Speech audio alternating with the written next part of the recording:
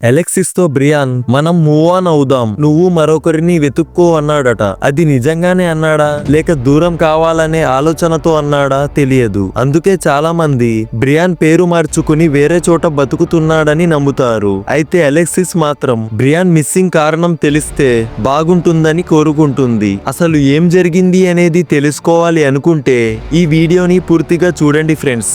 Let's begin. సుమారు 17 ఏళ్లుగా అమెరికాను అల్లాడిస్తున్న ఓ మిస్సింగ్ కేస్ గురించి ఈ వీడియోలో తెలుసుకుందాం. బ్రియాన్ షాఫర్ అనే 27 సంవత్సరాల వ్యక్తి అమెరికాలోని కొలంబస్ లో ఉన్న ఓహియో స్టేట్ యూనివర్సిటీ మెడికల్ విద్యార్థి. అతను 2006 మార్చి 31న సాయంత్రం సమీపంలోని అగ్లీ టూనా సలూనా బార్ కి వెళ్ళాడు. అక్కడ తన స్నేహితుడైన క్లింట్ తో సెలబ్రేషన్స్ లో భాగంగా మందు కొట్టాడు. ఇద్దరు బాగా ఎంజాయ్ చేసి అక్కడి నుంచి వెళ్ళిపోయారు. ఆ అర్ధరాత్రి 1:15 క్లింట్ బ్రియాన్ లా కామన్ ఫ్రెండ్ అయిన మెరోడిట్ అనే అమ్మాయితో కలిసి ముగ్గురు మళ్ళీ అదే బార్ కి తిరిగి వచ్చారు. కాసేపటికే బ్రియాన్ మాయమయ్యాడు. ఎంత వెతికినా బార్ లో కనిపించకపోయేసరికి వరుసగా ఫోన్స్ చేశారు. లిఫ్ట్ చేయకపోవడంతో మత్తులో తన రూమ్ కి వెళ్ళిపోయి ఉంటాడనుకుని ఊరుకున్నారు. అయితే 2 రోజులు గడిచినా బ్రియాన్ నుంచి స్పందన లేకపోయేసరికి అతని తండ్రి ర్యాండీ పోలీసులని ఆశ్రయించాడు. రంగంలోకి దిగిన పోలీసులు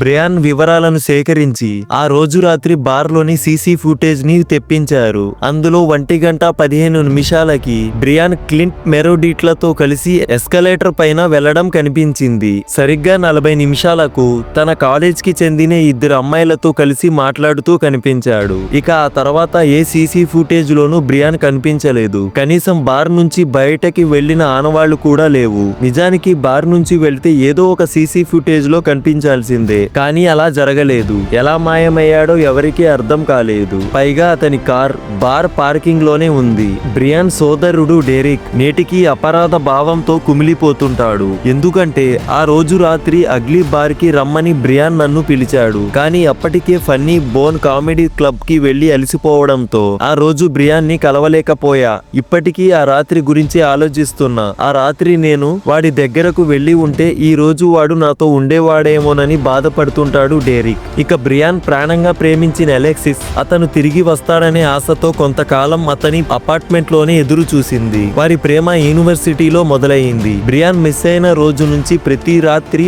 అతని ఫోన్ కాల్ ట్రై చేస్తూనే ఉండేది. అలా 6 నెలల తర్వాత ఒక రాత్రి బ్రియాన్ ఫోన్ రింగ్ అయింది. తాను ఆశ్చర్యపోయింది. 3 సార్లు రింగ్ అయినా ఎవరూ లిఫ్ట్ చేయకపోవడంతో పోలీసులకు సమాచారం ఇచ్చింది. ఆ నెంబర్ ట్రాక్ చేయగా కొలంబస్ శివారు ప్రాంతంలోని సెల్ టవర్ నుంచి అది కనెక్ట్ అయిందని గుర్తించారు. అది బార్ కి కేవలం 14 మైళ్ల దూరంలో ఉండడంతో ఆ కుటుంబంలో ఆశలు మొదలయ్యాయి. అయితే చివరికి అది సాంకేతిక లోపం మాత్రమేనని, నిజంగా ఫోన్ మోగలేదని తేల్చారు పోలీసులు. బ్రియాన్ తప్పిపోయిన ముందు రోజు రాత్రి వరకు అలెక్సిస్ బ్రియాన్లు వారు తమ భవిష్యత్తు గురించి కలలు కన్నారట. బ్రియాన్ మిస్ అయ్యాక ఆమె ఎన్నో రాత్రులు నిద్ర లేకుండా గడిపింది. అదే యూనివర్సిటీలో పిచ్చిదానిలా బ్రియాన్ కోసం అణువణువు గాలించింది. కొన్నేళ్లకు బాధ నుంచి తేరుకుని తన గతం పూర్తిగా తెలిసిన ఎరిక్ నోస్ అనే వ్యక్తిని వివాహం చేసుకుంది. వారికి ఇప్పుడు 2 పిల్లలు. ఇప్పటికీ బ్రియాన్ వస్తువుల్ని ఆమె భద్రంగా దాచుకుంది. ఒకసారి ఓ విలేకరి ఎరిక్ నోస్ ని ఓ విచిత్రమైన ప్రశ్న అడిగాడు. ఒకవేళ బ్రియాన్ తిరిగి వస్తే అలెక్సిస్ ఏం చేస్తుంది అని. ప్రతి ఒక్కరికి గతం ఉంటుంది, అందులో తప్పు లేదు. నాకు అలెక్సిసే సరైన జోడి. తన వల్ల నా జీవితమే మారిపోయింది. తాను నన్ను వదిలిపోదు. మా బంధం బలపడి చాలా ఏళ్లు అయింది అని బదిలిచ్చాడు. అయితే ఓ సందర్భంలో అలెక్సిస్ తో బ్రియాన్ మనం మూవ్ ఆన్ అవుదాం, నువ్వు మరొకరిని వెతుక్కో అన్నాడట. అది నిజంగానే అన్నాడా లేక దూరం కావాలనే ఆలోచనతో అన్నాడా తెలియదు. అందుకే చాలా మంది బ్రియాన్ పేరు మార్చుకుని వేరే చోట బతుకుతున్నాడని నమ్ముతారు. అయితే అలెక్సిస్ మాత్రం బ్రియాన్ మిస్సింగ్ కారణం తేలితే బాగుంటుందని కోరుకుంటుంది. 2008న వచ్చిన ఓ తుఫాన్ కి పెరటిలోని చెట్టు కొమ్మ విరిగిపడి బ్రియాన్ తండ్రి ర్యాండీ మరణించాడు. అతని గురించి ఆన్లైన్ లో సంతాపం తెలుపుతూ పెట్టిన ఓ పోస్ట్ కి నాన్న నేను నిన్ను ప్రేమిస్తున్నాను అని బ్రియాన్ మాదిరి ఓ కామెంట్ వచ్చింది. వెంటనే పోలీసులు విచారణకు దిగారు. ఈ కామెంట్ ఫ్రాంక్లిన్ కౌంటీలోని పబ్లిక్ కంప్యూటర్ నుంచి వచ్చింది. దాంతో అది నిజంగానే బ్రియాన్ పెట్టాడా లేక కావాలని ఎవరైనా పెట్టారా అనేది తేలలేదు.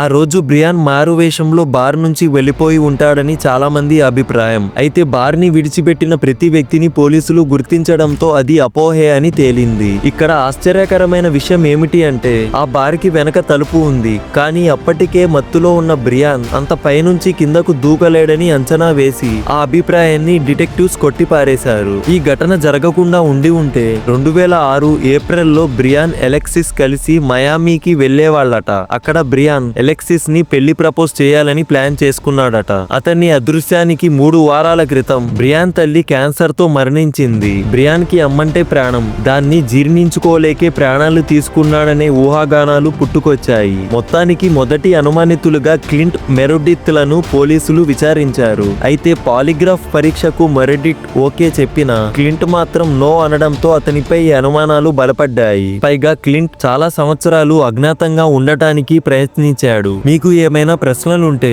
నా న్యాయవాది నీల్ ని సంప్రదించండి అంటూ విలేకరులకు ఈమెయిల్ చేశాడు క్లింట్. దాంతో బ్రియాన్ గురించి ఎవరికి తెలియని రహస్యం ఏదో క్లింట్ కి తెలుసని చాలా మంది నమ్ముతారు. ఏదేమైనా బ్రియాన్ ఏమయ్యాడనేది మాత్రం నేటికి మిస్టరీనే. ఈ వీడియో మీకు నచ్చినట్లయితే ఇలాంటి మరిన్ని రియల్ స్టోరీస్ మీరు చూడాలి అనుకుంటే వీడియోని లైక్ చేసి ఛానల్ ని సబ్స్క్రైబ్ చేసుకోండి friends. Thank you for watching. Bye.